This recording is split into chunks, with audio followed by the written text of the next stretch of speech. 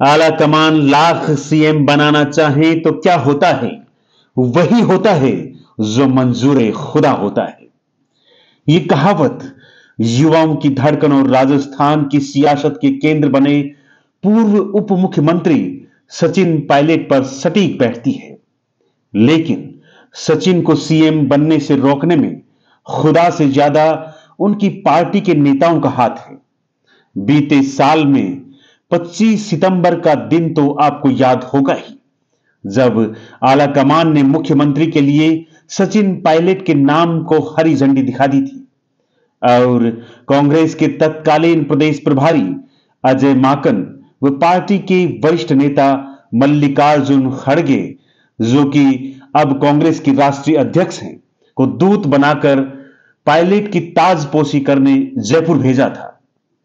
विधायक दल की मीटिंग बुला रायशुमारी की महज एक औपचारिकता उन्हें निभानी थी और सचिन पायलट के नाम पर विधायक दल की मोहर लगवानी थी।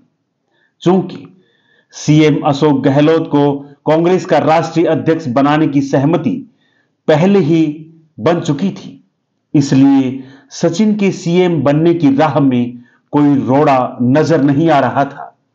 सचिन के न केवल मुख्यमंत्री बनने बल्कि जल्द ही सीएम पद की शपथ लेने की चर्चाएं सियासी गलियारों में होने लगी थी। वहीं पायलट भी गद्दी नशी होने को बेताब दिख रहे थे। लेकिन ये क्या, अचानक पूरा मंजर बदल गया। सूरज ढलने के साथ ही सचिन पायलट के सीएम बनने का ख्वाब भी मानो अंधकार में डूबने लग गया। पायलट के सीएम बनने की भनक ने उन्हें गिराने की साजिशों को जन्म दे दिया। साजिशें कुर्सी की पहरेदार बनकर पायलट को रोकने के लिए जाला बुन खड़ी हो गई। इसका आभास दोपहर बाद उस वक्त हुआ जब तय स्थान व समय के बजाय विधायकों की मीटिंग दूसरी जगह पर हुई। ज्यों ज्यों रात गहराती जा रही थी, त्यों त्यों सीएम की कुर्सी पायलट की नजरों से ओझल होती जा रही थी। 12 बजते बजते सचिन के सपनों की कुर्सी गुप्त अंधेरे में खो गई थी। पायलट और आला कमान के दूतों के मंसूबों पर पूरी तरह पानी फिर गया था। विधायक सीएलपी मीटिंग में नहीं आए, इसके बजाय उन्होंने सीएम बनने की चाहत दिल में दबाए बैठे विधानसभा अध्यक्ष डॉक्टर सीपी जोशी के घर का रुख कर लिया था।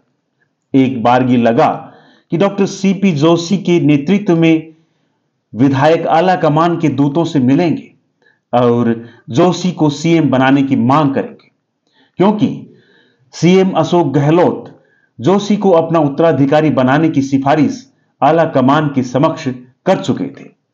लेकिन शायद उन्हें यह राह मंजिल पर ले जाने वाली नहीं लगी, इसलिए उन्होंने नई रणनीति अख्तियार कर सचिन पायलट को सीएम नहीं बनाने व आला कमान पर दबाव डालने का नया हथकंडा अपनाया।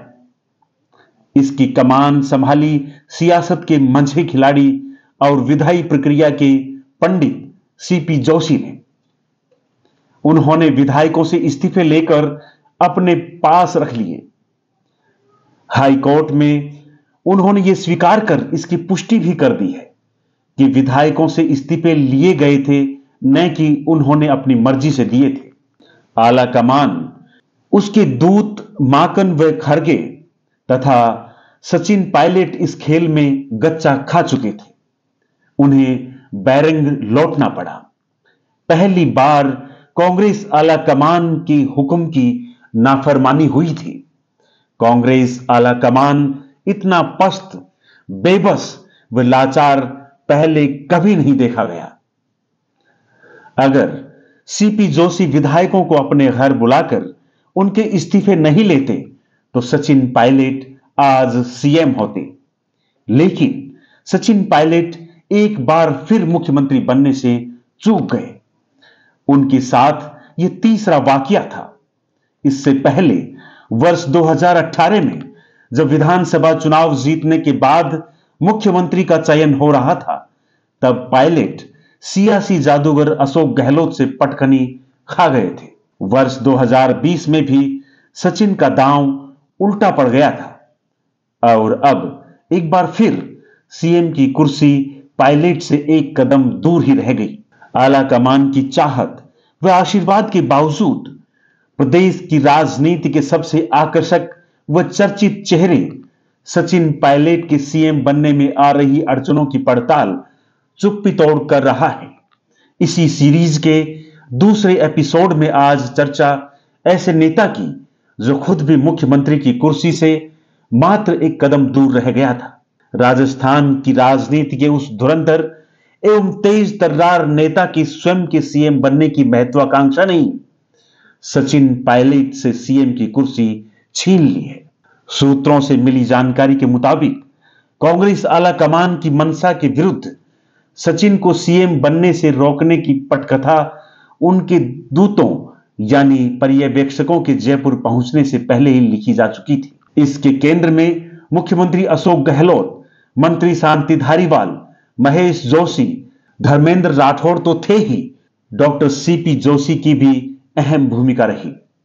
दरअसल पार्टी आलाकमान ने तय कर लिया था कि मौजूदा सीएम अशोक गहलोत की कांग्रेस अध्यक्ष बनने की स्थिति में उनकी जगह सचिन पायलट को राजस्थान का मुख्यमंत्री बना दिया जाए। लेकिन सीपी जोशी के खुद मुख्यमंत्री बनने की चाहत इसमें आड़े आ गई। यही नहीं, मुख्यमंत्री अशोक गहलोत ने अपने शागिर्द रहे सीपी जोशी को इसके लिए आशीर्वाद भी दे दिया था, क्योंकि गहलोत किसी भी सूरत में सचिन पायलट को मुख्यमंत्री के तौर पर नहीं देखना चाहते। हालांकि जोशी और गहलोत के रिश्तों में अतीत के कुछ बरस खटास में भी बीते, लेकिन जून 2020 में पायलट के अपने समर्थक विधायकों के साथ मानेसर चले जाने से संकट में आई गहलोत सरकार को बचाने में जोशी का बड़ा योगदान रहा था।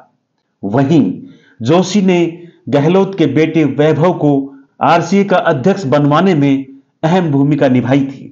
उसके बाद दोनों नेताओं के बीच वापस नजदीकियां बढ़ गईं। आपको बता दें, राजस्थान विधानसभा के अध्यक्ष डॉक्टर सीपी जोशी कांग्रेस के कद्दावर नेता हैं।